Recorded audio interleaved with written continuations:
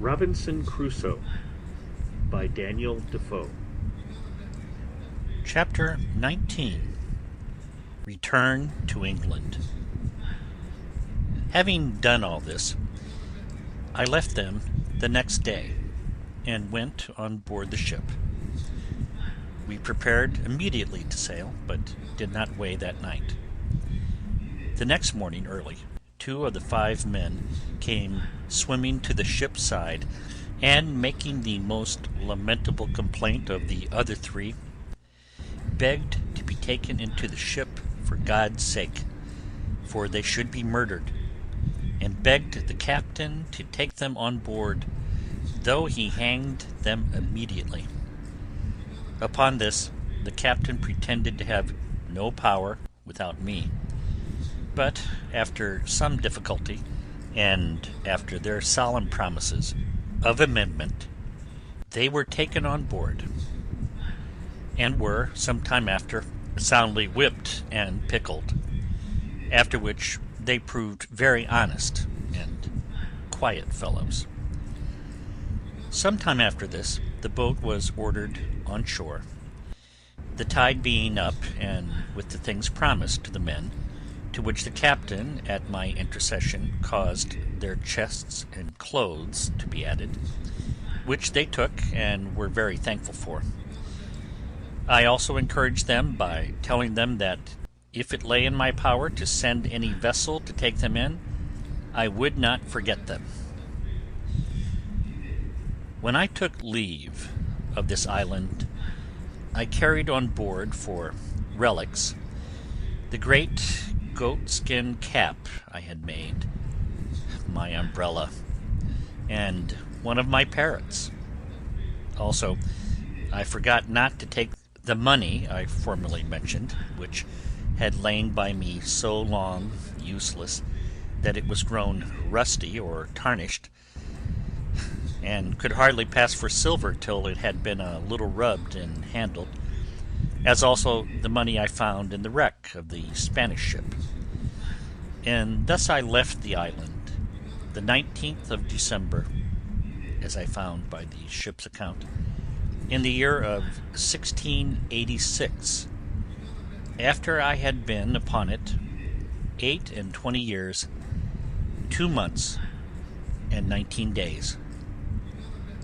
being delivered from this second captivity the same day of the month that I first made my escape in the longboat from among the Moors of Scilly. In this vessel, after a long voyage, I arrived in England the 11th of June in the year 1687, having been 35 years absent. When I came to England, I was as perfect a stranger to all the world as if I had never been known there. My benefactor and faithful steward, whom I had left my money in trust with, was alive, but had had great misfortunes in the world, was become a widow the second time, and very low in the world. I made her very easy as to what she owed me, assuring her I would give her no trouble, but, on the contrary, in gratitude for her former care and faithfulness to me, I relieved her as my little stock would afford, which at that time would indeed allow me to do but little for her, but I assured her I would never forget her former kindness to me, nor did I forget her when I had sufficient to help her, as shall be observed in its proper place. I went down afterwards into Yorkshire, but my father was dead, and my mother and all the family extinct, except that I found 2 sisters and 2 of the children of one of my brothers, and as I had long been given over for dead, there had been no provision made for me, so that, in a word, I found nothing to relieve or assist me, and that the little money I had would not do much for me as to settling in the world. I met with one piece of gratitude indeed, which I did not expect, and this was that the master of the ship, whom I had so happily delivered, and by the same means saved the ship and cargo, having given a very handsome account to the owners of the manner how I had saved the lives of the men and the ship, they invited me to meet them and some other merchants concerned, and altogether made me a very handsome compliment upon the subject, and a present of almost £200 sterling. But after making several reflections upon the circumstances of my life, and how little way this would go towards settling me in the world, I resolved to go to Lisbon and see if I might not come at some information of the state of my plantation in the Brazils, and of what was become of my partner, who, I had reason to suppose, had some years past given me over for dead. With this view I took shipping for Lisbon, where I arrived in April following, my man Friday accompanying me very honestly in all these ramblings, and proving a most faithful servant upon all occasions. When I came to Lisbon, I found out by inquiry, and to my particular satisfaction, my old friend, the captain of the ship who first took me up at sea off the shore of Africa. He was now grown old, and had left off going to sea, having put his son, who was far from a young man, into his ship, and who still used the Brazil trade. The old man did not know me, and indeed I hardly knew him, but I soon brought him to my remembrance, and as soon brought myself to his remembrance when I told him who I was. After some passionate expressions of the old acquaintance between us, I inquired, you may be sure, after my plantation and my partner. The old man told me he had not been in the Brazils for about 9 years, but that he could assure me that when he came away my partner was living, but the trustees whom I had joined with him to take cognizance of my part were both dead, that,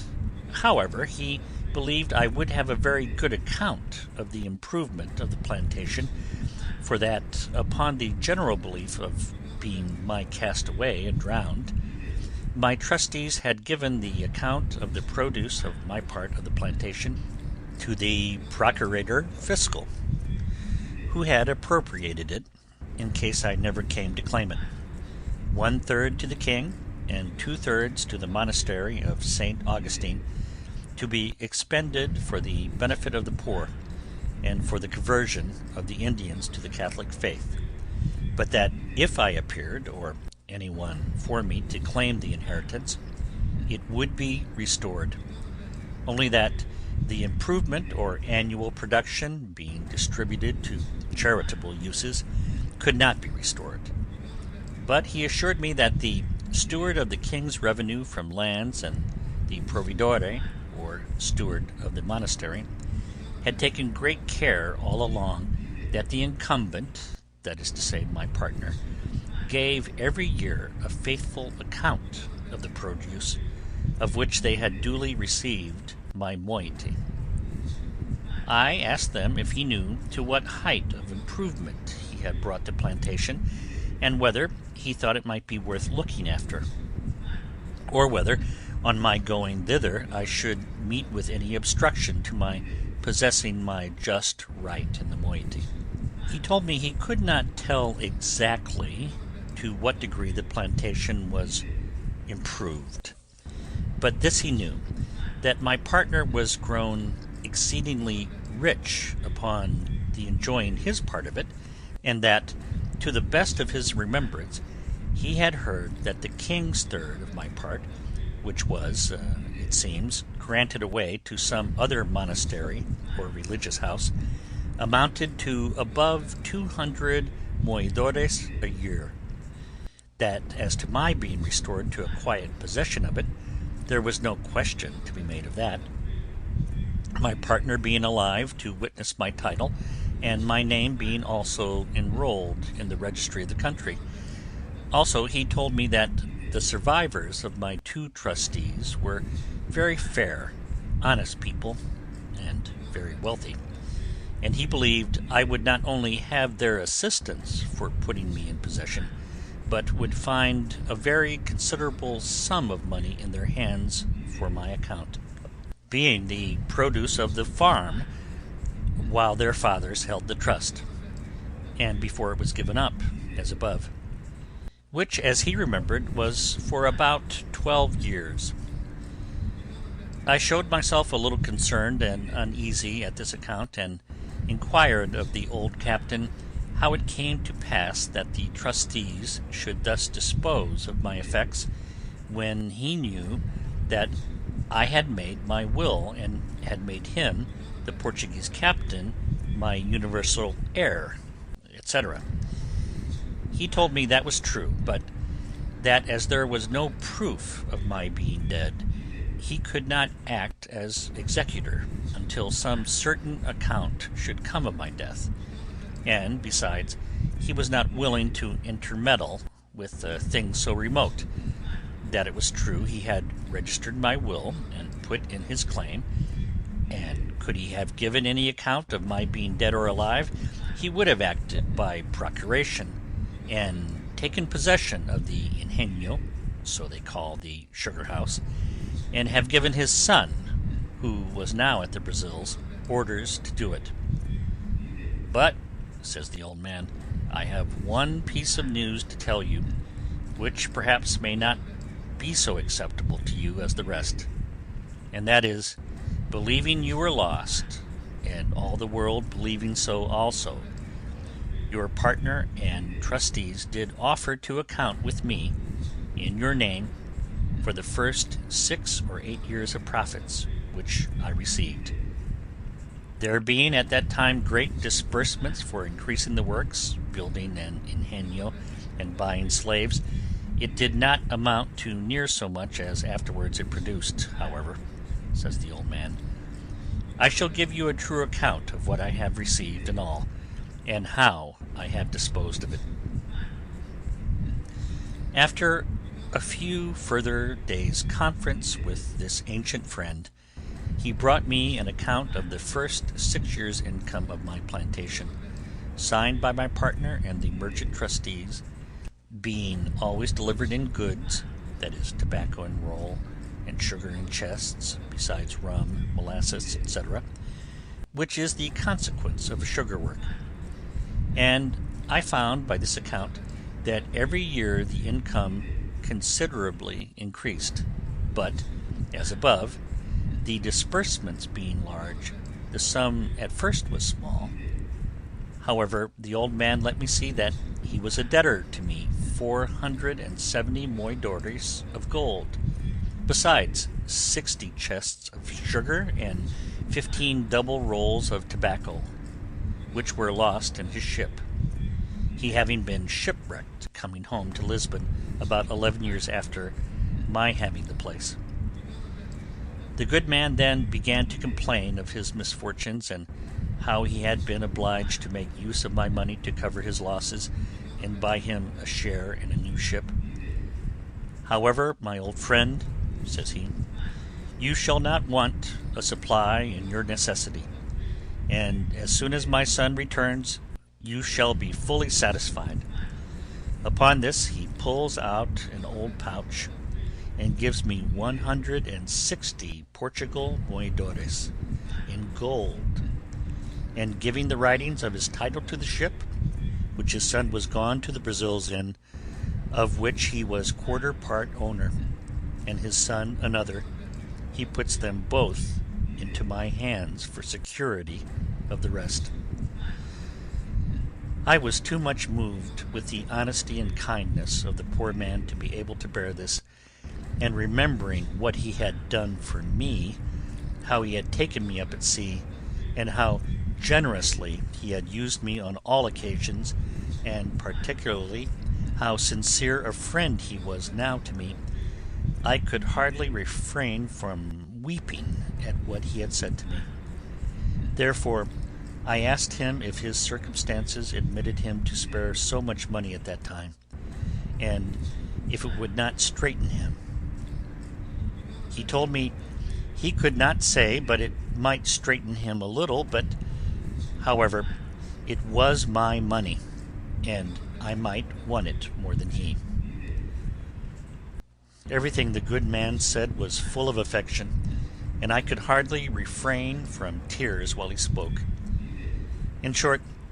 I took 100 of the moidores and called for a pen and ink to give him a receipt for them. Then I returned him the rest, and told him if ever I had possession of the plantation, I would return the other to him as well, as indeed I afterwards did, and that as to the bill of sale of his part in his son's ship, I would not take it by any means, but that if I wanted the money, I found he was honest enough to pay me, and if I did not, but came to receive what he gave me reason to expect, I would never have a penny more from him. When this was past, the old man asked me if he should put me into a method to make a claim to my plantation. I told him I thought to go over to it myself. He said I might do so if I pleased, but that if I did not, there were ways enough to secure my right, and immediately to appropriate the profits to my use. And as there were ships in the river of Lisbon just ready to go away to Brazil, he made me enter my name in a public register with his affidavit, affirming upon oath that I was alive, and that I was the same person who took up the land for the planting the said plantation at first. This being regularly attested by a notary, and a procuration affixed, he directed me to send it, with a letter of his writing, to a merchant of his acquaintance at the place, and then proposed my staying with him till an account came of the return. Never was anything more honourable than the proceedings upon this procuration, for in less than 7 months I received a large packet from the survivors of my trustees, the merchants for whose account I went to see, in which were the following particular papers and letters enclosed. First, there was the account current of the produce of my farm or plantation from the year when their fathers had balanced with my old Portugal captain, being 6 years. The balance appeared to be 1,174 moidores in my favour. Secondly, there was the account of 4 years more, while they kept the effects in their hands, before the government claimed the administration as being the effects of a person not to be found, which they called civil death. And the balance of this, the value of the plantation increasing, amounted to 19,446 cruzadois, being about 3,240 moidores. Thirdly, there was the prior of St. Augustine's account, who had received the profits for above 14 years, but not being able to account for what was disposed of by the hospital, very honestly declared he had 872 moidores not distributed, which he acknowledged to my account. As to the king's part, they refunded nothing. There was a letter of my partner's, congratulating me very affectionately upon my being alive, giving me an account how the estate was improved and what it produced a year, with the particulars of the number of squares or acres that it contained, how planted, how many slaves there were upon it, and making 22 crosses for blessings, told me that he had said so many Ave Marias to thank the Blessed Virgin that I was alive, inviting me very passionately to come over and take possession of my own, and in the meantime to give him orders to whom he should deliver my effects if I did not come myself, concluding with a hearty tender of his friendship and that of his family, and sent me as a present 7 fine leopard skins, which he had, it seems, received from Africa by some other ship that he had sent thither, and which, it seems, had made a better voyage than I. He sent me also 5 chests of excellent sweetmeats, and 100 pieces of gold uncoined, not quite so large as moidores. By the same fleet, my 2 merchant trustees shipped me 1,200 chests of sugar, 800 rolls of tobacco, and the rest of the whole account in gold.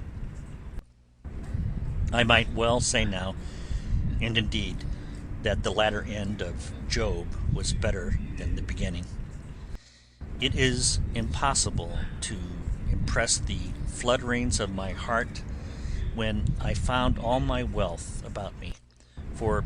as the Brazil ships come all in fleets, the same ships which brought my letters brought my goods, and the effects were safe in the river before the letters came to my hand. In a word, I turned pale, and grew sick, and had not the old man run and fetched me a cordial, I believe the sudden surprise of joy had overset nature, and I had died upon the spot. Nay, after that I continued very ill, and was so for some hours, till a physician being sent for, and something of the real cause of my illness being known, he ordered me to be let blood, after which I had relief and grew well. But I verily believe if I had not been let, and eased by a vent given in that manner to the spirits, I should have died. I was now master, all of a sudden, of about 5,000 pounds sterling in money, and had an estate, as I might well call it, in the Brazils of above 1,000 pounds a year, as sure as an estate of lands in England, and, in a word, I was in a condition which I scarce knew how to understand, or how to compose myself for the enjoyment of it. The first thing I did was to recompense my original benefactor, my good old captain, who had been first charitable to me in my distress, kind to me in my beginning, and honest to me at the end. I showed him all that was sent to me. I told him that, next to the providence of heaven, which disposed all things, it was owing to him, and that it now lay on me to reward him, which I would do 100-fold. So I first returned to him the 100 moidores I had received of him. Then I sent for a notary, and caused him to draw up a general release or discharge from the 470 moidores which he had acknowledged he owed me, in the fullest and firmest manner possible. After which I caused a procuration to be drawn, empowering him to be the receiver of the annual profits of my plantation, and appointing my partner to account with him, and make the returns by the usual fleets to him in my name, and, by a clause in the end, made a grant of 100 moidores a year to him during his life, out of the effects, and 50 moidores a year to his son after him, for his life. And thus I requited my old man. I had now to consider which way to steer my course next, and what to do with the estate that Providence had thus put into my hands. And indeed I had more care upon my head now than I had in my state of life in the island, where I wanted nothing but what I had, and had nothing but what I wanted. Whereas I had now a great charge upon me, and my business was how to secure it. I had not a cave now to hide my money in, or a place where it might lie without lock or key, till it grew mouldy and tarnished before anybody would meddle with it. On the contrary, I knew not where to put it, or whom to trust it with. My old patron, the captain, indeed, was honest, and that was the only refuge I had. In the next place, my interest in the Brazils seemed to summon me thither, but now I could not tell how to think of going thither till I had settled my affairs, and left my effects in some safe hands behind me. At first I thought of my old friend the widow, who I knew was honest and would be just to me, but then she was in years and but poor, and for aught I knew might be in debt, so that, in a word, I had no way but to go back to England myself, and take my effects with me. It was some months, however, before I resolved upon this, and therefore, as I had rewarded the old captain fully, and to his satisfaction, who had been my former benefactor, so I began to think of the poor widow, whose husband had been my first benefactor, and she, while it was in her power, my faithful steward and instructor. So the first thing I did, I got a merchant in Lisbon to write to his correspondent in London,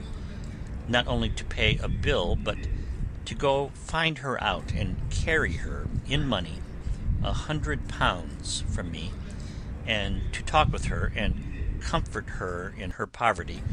by telling her she should, if I lived, have a further supply. At the same time I sent my 2 sisters in the country £100 each,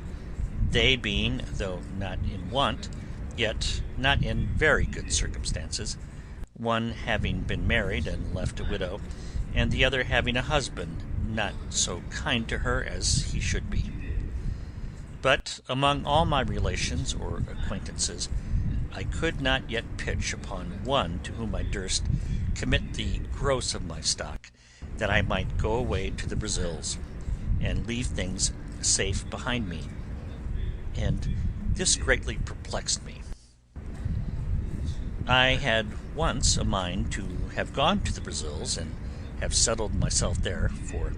I was, as it were, naturalized to the place, but I had some little scruple in my mind about religion, which insensibly drew me back. However, it was not religion that kept me from going there for the present, and as I had made no scruple of being openly of the religion of the country all the while I was among them, so neither did I yet, only that now and then, having of late thought more of it than formerly, when I began to think of living and dying among them, I began to regret having professed myself a papist, and thought it might not be the best religion to die with. But, as I have said, this was not the main thing that kept me from going to the Brazils, but that I really did not know with whom to leave my effects behind me. So I resolved at last to go to England, where, if I arrived, I concluded that I should make some acquaintance, or find some relations that would be faithful to me, and accordingly I prepared to go to England with all my wealth. In order to prepare things for my going home, I first, the Brazil fleet being just gone away, resolved to give answers suitable to the just and faithful account of things I had from thence. And, first, to the prior of St. Augustine I wrote a letter full of thanks for his just dealings, and the offer of the 872 moidores which were undisposed of,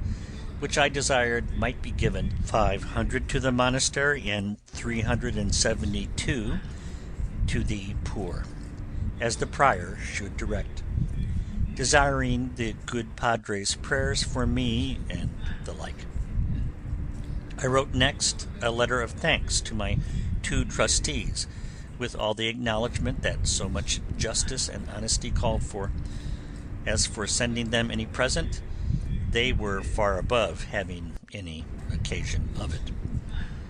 Lastly, I wrote to my partner, acknowledging his industry in the improving the plantation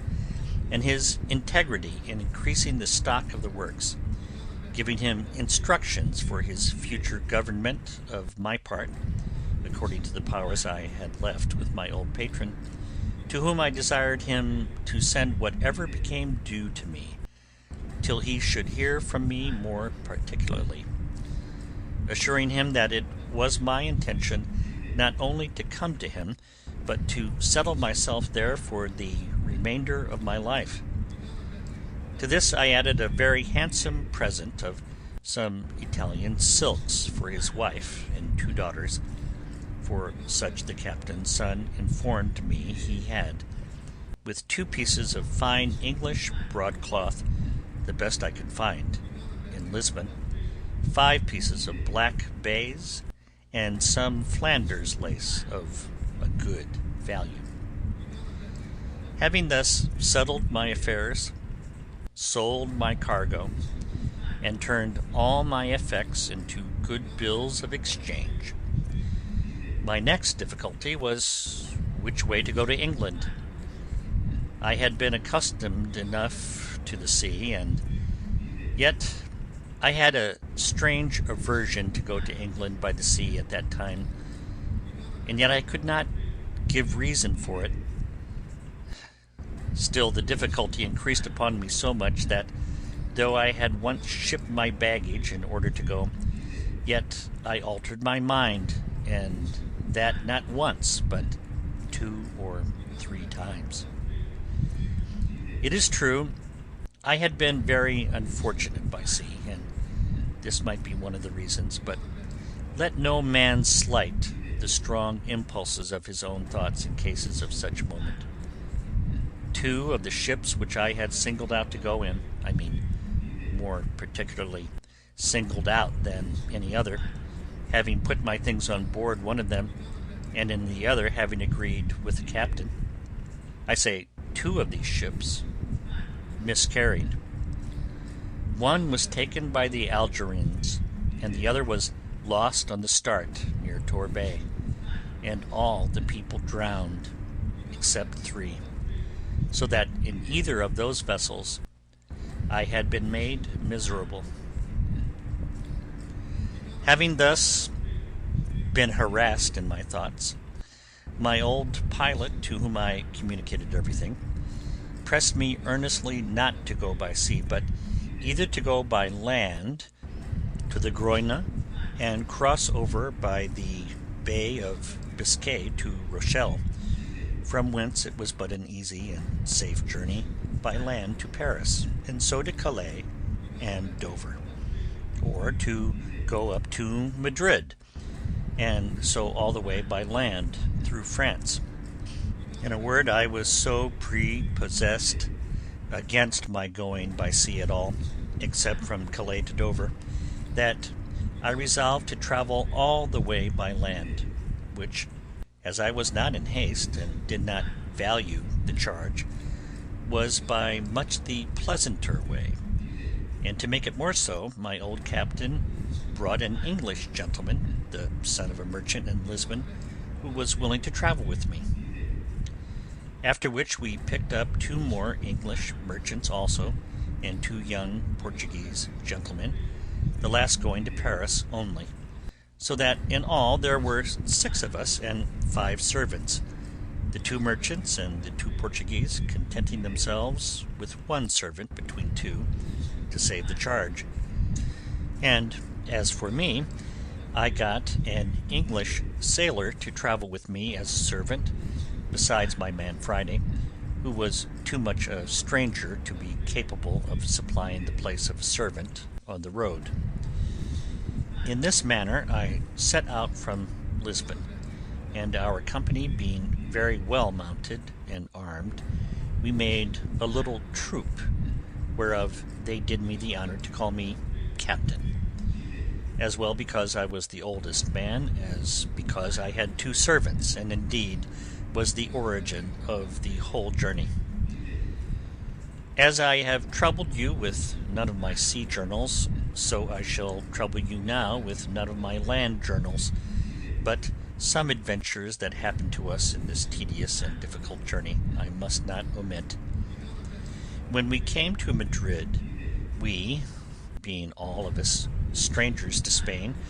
were willing to stay some time to see the court of Spain, and what was worth observing.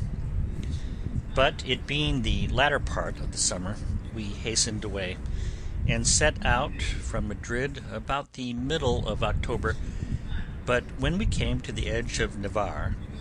we were alarmed, at several towns on the way, with an account that so much snow was falling on the French side of the mountains that several travellers were obliged to come back to Pampeluna after having attempted at an extreme hazard to pass on. When we came to Pampeluna itself, we found it so indeed, and to me, that had been always used to a hot climate and to countries where I could scarce bear any clothes on, the cold was insufferable. Nor indeed was it more painful than surprising to come but 10 days before out of Old Castile, where the weather was not only warm, but very hot, and immediately to feel a wind from the Pyrenean mountains so very keen, so severely cold as to be intolerable and to endanger benumbing and perishing of our fingers and toes. Poor Friday was really frightened when he saw the mountains all covered with snow, and felt cold weather which he had never seen or felt before in his life. To mend the matter, when we came to Pampeluna, it continued snowing with so much violence and so long that the people said winter was come before its time,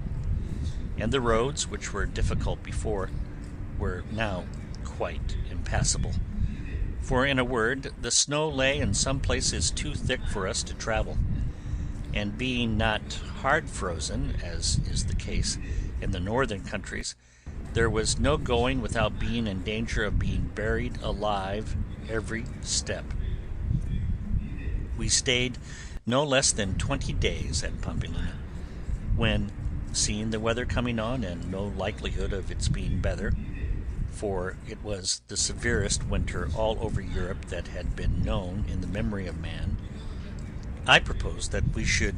go away to Fontarabia, and there take shipping for Bordeaux,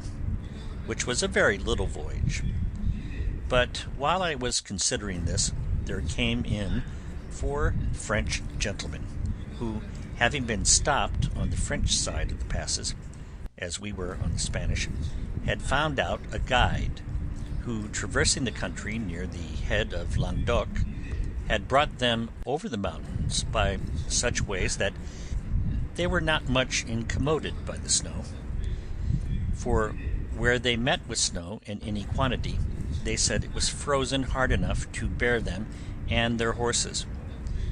We sent for this guide, who told us he would undertake to carry us the same way, with no hazard from the snow, provided we were armed sufficiently to protect ourselves from wild beasts. For he said, in these great snows it was frequent for some wolves to show themselves at the foot of mountains, being made ravenous for want of food, the ground being covered with snow. We told him we were well enough prepared for such creatures as they were, if he would insure us from a kind of 2-legged wolves, which we were told we were in most danger from, especially on the French side of the mountains. He satisfied us that there was no danger of that kind in the way that we were to go, so we readily agreed to follow him, as did also 12 other gentlemen with their servants, some French, some Spanish, who, as I said, had attempted to go and were obliged to come back again. Accordingly, we set out from Pampeluna with our guide on the 15th of November, and indeed I was surprised when, instead of going forward, we came directly back with us on the same road that we came from Madrid, about 20 miles, when, having passed 2 rivers, and come into the plain country, we found ourselves in a warm climate again, where the country was pleasant and no snow to be seen. But on a sudden, turning to his left, he approached the mountains another way, and though it is true the hills and precipices looked dreadful, yet he made so many tours, such meanders, and led us by such winding ways, that we insensibly passed the height of the mountains without being much encumbered with the snow. And all on a sudden he showed us the pleasant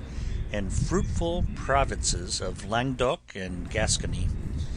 all green and flourishing, though at a great distance, and we had some rough way to pass still.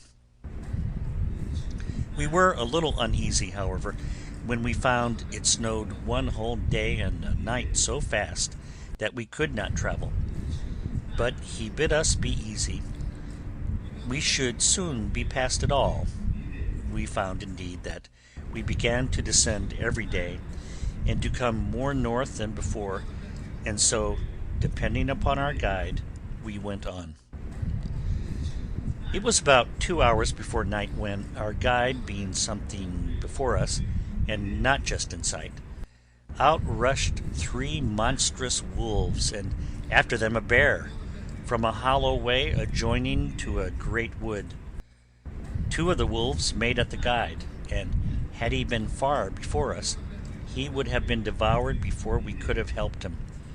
One of them fastened upon his horse, and the other attacked the man with such violence that he had not time or presence of mind enough to draw his pistol, but hallooed and cried out to us most lustily. My man Friday being next to me, I bade him ride up and see what was the matter. As soon as Friday came in sight of the man, he hallooed out as loud as the other, "Oh, master! Oh, master!" but, like a bold fellow, rode directly up to the poor man, and with his pistol shot the wolf in the head that attacked him. It was happy for the poor man that it was my man Friday, for, having been used to such creatures in his country, he had no fear upon him, but went close up to him and shot him, whereas any other of us would have fired at a farther distance, and have perhaps either missed the wolf or endangered shooting the man. But it was enough to have terrified a bolder man than I. And indeed, it alarmed all our company, when, with the noise of Friday's pistol, we heard on both sides the most dismal howling of wolves, and the noise, redoubled by the echo of the mountains, appeared to us as if there had been a prodigious number of them, and perhaps there was not such a few as that we had no cause of apprehension. However, as Friday had killed this wolf, the other that had fastened upon the horse left him immediately, and fled without doing him any damage, having happily fastened upon his head where the bosses of the bridle had stuck in his teeth. But the man was most hurt, for the raging creature had bit him twice, once in the arm, and the other time a little above his knee, and though he had made some defence, he was just tumbling down by the disorder of his horse, when Friday came up and shot the wolf. It is easy to suppose that, at the noise of Friday's pistol, we all mended our pace and rode up as fast as the way, which was very difficult, would give us leave, to see what was the matter. As soon as we came clear of the trees, which blinded us before, we saw clearly what was the case, and how Friday had disengaged the poor guide, though we did not presently discern what kind of creature it was he had killed. End of chapter 19.